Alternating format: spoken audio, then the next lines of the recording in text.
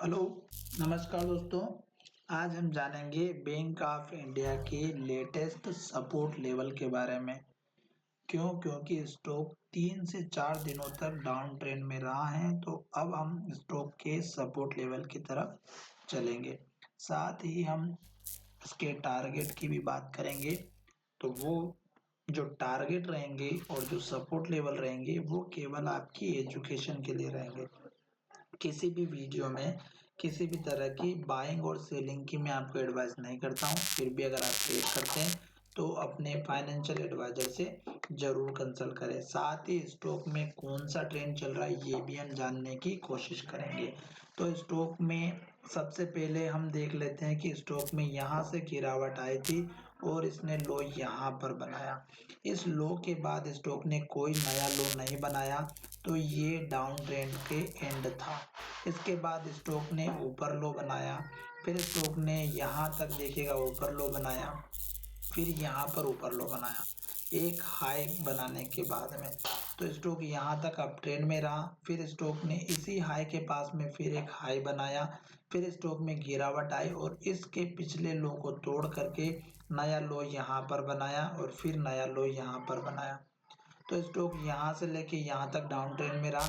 उसके बाद स्टॉक में एक अप मूवमेंट आया और अप मूवमेंट इतना आया कि जितने भी हाई थे वो सारे टूटते गए। स्टॉक ने इस हाई को ब्रेक किया, फिर यहाँ पर जो लो बना था इसको ब्रेक किया, फिर इसके हाई को ब्रेक किया और यहाँ पर जाकर के इसने एक हाई बनाया। इसने लो भी ऊपर बनाया। इस लो के बाद स्टॉक ने ऊपर यहाँ पर लो बनाया, फिर स्टॉक ने ऊपर यहाँ पर लो बनाया, फिर स्टॉक ने यहाँ पर लो बनाया। अब स्टॉक डाउन ट्रेंड में चल रहा है और यहाँ पर जो लेटेस्ट लास्ट का हाई बना, इस हाई को ब्रेक करने के बाद स्टॉक ने ये हाई बनाया 55 का। अब स्टॉक चल रहा है 3 दिनों से डाउन ट्रेंड में।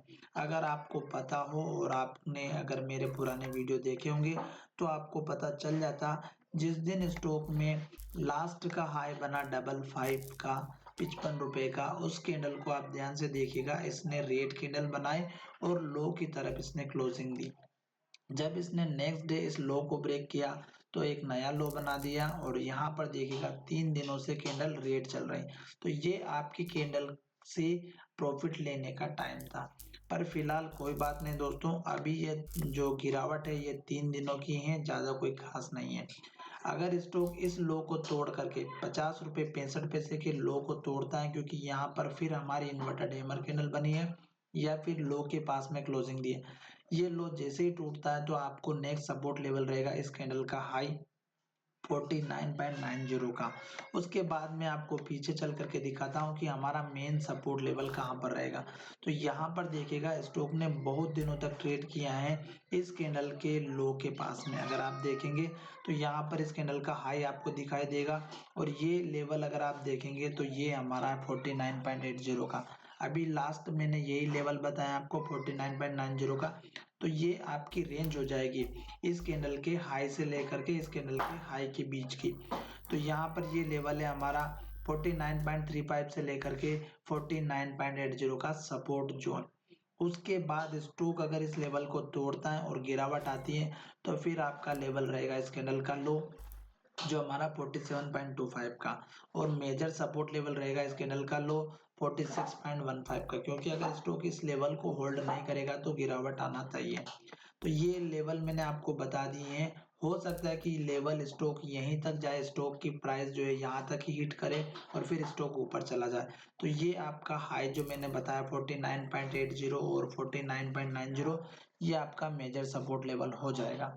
और स्टॉक में 3 दिनों से गिरावट चल रही है, तो यहाँ पर इसका ध्यान रखना है कि स्टॉक में कल के दिन में अगर निफ्टी बैंक निफ्टी भी डाउन रहती है तो आपको इसके वॉल्यूम की तरफ भी ध्यान रखना है और इसके बाय और सेलर की तरफ भी ध्यान रखना है। साथ ही स्टॉक अगर इस कैंडल के हाई को ब्रेक कर देता है और मैं आपको वीडियो के माध्यम से टाइम पर अपडेट नहीं कर सका, तो इस कैंडल के हाई यानी कि टारगेट के बाद आपको रखना है मैं जो बताने वाला हूँ वो टारगेट।